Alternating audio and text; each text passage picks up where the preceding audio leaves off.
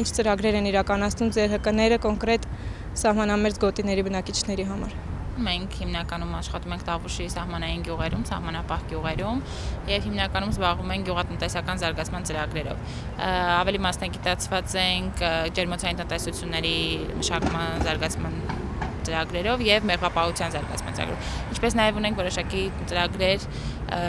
դպրոցի հետ եւ համայնքի ընդհանուր զարգացման հետ կապված։ Հիմնական նախագծերը, որ սպայն իրականացում են, ավելի շատ ուսումնական են։ Մենք փորձում ենք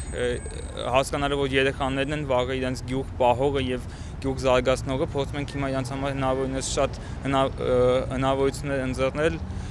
եւ ուսման առումով, օրինակ ունենք նախագիծ սահմանամերձ գյուղերի երեխաների Թումոյում, երեխաները արդեն հնարավորություն կունենան ոչ միայն Թումոյում գիտելիքներ ստանալ, այլ նաեւ ինժեներական լաբորատորիաներում ամենամսյա միջոցառումներ են կազմակերպում, սկսած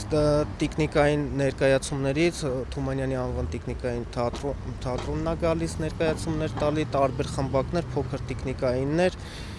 սովորեցնում ենք տեղում երեխաներին պարենք հայերեն նախաձեռնության հետ համատեղ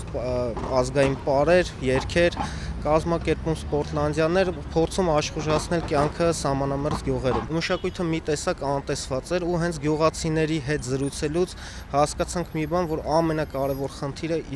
իրենց համար այսօր հասարակ շփումն է։ Եթե չեմ սխալվում, ամեն շաբաթյա այցեր են լինում սահմանամերձ գոտի։ Այս ընթացքում դուք մյուսներից ավելի լավ եք տեղեկանում, ինչ խնդիրներ կան, ինչի կարիք ունեն այսօր։ Տավուշի սահմանային գյուղերը իրանք ունեն բոլորն էլ նույն խնդիրները, ինչ որ Հայաստանի մնացած բոլոր գյուղերը։ Իրանք միակ առանձնահատկությունն է, որ իրանք ունեն լուրջ անվտանգության խնդիր, այսինքն իրանք կյանքի անվտանգությունն է։ Իսկ ընդհանուր խնդիրները նույնն են, կան ջրամատակարարման հետ կապված խնդիրներ, կան եկամուտի աղբյուրի պակաս, այնտեղ աշխատատեղեր չկան։ Պետք է գիտակցենք, որ մարդիկ ապրում են կրակի տակ, գնդակոծությունների տակ, իրենց վրա են ընդունում այդ գնդակոծությունները, եւ երբ որ երեխաները օրինակ Թումոյի ճամբարին ենք բերել ամառային եւ ուզում ենք այդ ճամբարին եկած երեխաների երազանքները իրականացնենք, մտածեցինք կհասնենք, իրենք կպատասխանեն, ինչ որ կարող մեկը հեծանիվ ուզի, մյուսը, չգիտեմ, պլանշետ կամ ինչ-որ բան, կարողանանք մի խումբ երեխաների երազանք իրականացնել։ Երեխաների երազանքները այսպիսին են, ուզում էին խմբակ, կարատեի խմբակ, պարի խմբակ, երգի խմբակ, ու հիմա ձեռագործի մյուս խմբակներ բացելով այդ բացը փորձում ենք լրացնել։ Խմբակների ծրագրեր մենք էլ ունենք, Կողբի գեղարվեստի դպրոցի օրինակով ուզում ենք փոքրիկ խմբակներ ստեղծենք, հուսով եմ հայրենիքի դարպասների հետ համագործակցության արդյունքում ավելի ճիշտ ու տեղին տեղերում կստեղծենք առաջինները։ Երկրորդ ուզում ենք ճամբարակի տեխնիկայինի օրինակով Տիկին Գայանեի հետ համագործակցելով փոքրիկ տեխնիկային թատերական խմբեր ստեղծել գյուղերում, որը նորից կնպաստի մշակութային կյանքի լավացմանը։ Կարծում եմ, որ դա առաջնային խնդիրներից մեկն է բոլոր համայնքներում, որպեսզի դպրոցներում, գոնե դպրոցներում լինեն ապաստարաններ։ Առողջապահության նախարարության շնորհիվ նաև մենք ձեռք ենք բերել առաջին բուժօգնության թերթիկներ, որոնք ամեն այցերի ժամանակ բաժանում ենք ու շուտով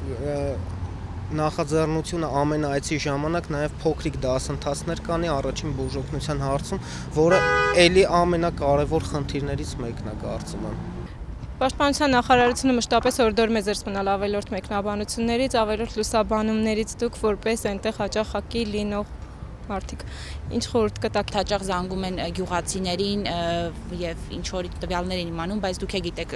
շատ լավ ցանկացած գյուղ մտնող, որ գյուղ մտնես, կարող ես գտնել մարդ, ով ամենաբացասական եւ ամենավատ բաները կասի եւ մարդ, որը որ հակառակ լրիվ տեսակետը կասի։ Եւ այդ ինֆորմացիայի տարածումը սովորաբար ԶԼՄ-ները աշխատում են վատ ինֆորմացիայի վրա։ Երբեմն շատ պանիկա է ստեղծում եւ այդքան էլ ճիշտ չի, բայց բնականաբար այն օգոստոսյան դեպքերը, վերջի դեպքերը այդ ամեն ինչը որոշ առումով սկսել են ավելի լավ ԶԼՄ-ներ աշխատել եւ ճիշտ հավաստի ինֆորմացիա տրամադրեն, որը որ կարծում եմ պետքա տրամադրվի, այսինքն։ Մյուս ծայրահեղությունն էլ կա, մարդիկ ամեն դեպքում ուզում են տեղեկացած լինել վիճակի մասին, կա ոսկե միջինը ինչ պիտի անեն, ուր պիտի լինի սահմանը։ նախ ամեն դեպքում մինչև այդ ոսկե միջինն անցնելը իրոք այդ ԶԼՄ-ների խնդիրը եւ ապատեղծվության շատ կարեւոր է, որ մենք գիտակցենք, որ չի կարելի, ասենք, ամեն իմացած բան ինտերնետում գրել, համացանցում, Facebook-ում, ամեն մեկից ինֆորմացիա ճշտել ու փորձել կիսվել, փորձել ու վերնագրերը, ասենք, հրատապ, պատերազմ է սկսվել, իրականում պատերազմը չի ավարտվել, եթե մեկ անգամ այցելում ես սահմանամերձ գյուղ, հասկանաս, որ մարդիկ այսքան ժամանակ ապրում են պատերազմական դրության մեջ։ Իսկ այդ ոսկե միջինը ուղղակի մարդիկ պետք է հասկանան, որ պատերազմական վիճակում գտնվող երկիրը պարտադիր չէ ամբողջ ինֆորմացիան բոլորը տվյալ պահին տիրապետեն։ Այո, կա ինֆորմացիա, որին կարող է այդ պահին ես տիրապետում եմ կամ տիրապետում է Անահիտը կամ Տիգրանը սահմանամերձ գյուղերում լինելով, բայց այդ պահին մեր իմացածը բոլորի հետ կիսվելը, որ բոլորն էլ իմանան, որ ասենք այս գյուղի վրա կրակում են, դա սխալ է։ Ուղղակի ինֆորմացիան արագ շտապ համացանց գցելը դա ոնց ասեմ, թշնամու, ուզում ասեի հարևան, բայց լեզու չի պատտվում, թշնամու ջարացին ջուր է լցնում, էլի։ Ես միայն խորհուրդ կտայի Facebook-յան օգտատերերին նկարներ չգցել, մեր դիրքերից նկարում են իրանք դիմացի դիրքերը ու տենց գցում են, չգիտես ինչի կարմիր սլակով էլ ցույց են տալիս թշնամու դիրքերը։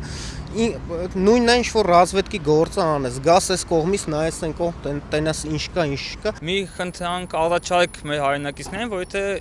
ցանկանում են ավելի տեղեկացված լինել, կարելի է ուղղակի խմբով հավաքվել ընկերներով թեկուզ մի շաբաթ կիրակի, ինչպես մենք ենք անում, գնալ ուղղակի սահմանամերձ որևէ գյուղ։ Եթե անհատներ, չգիտեմ, կան որոնք որ ուզում են օգնեն,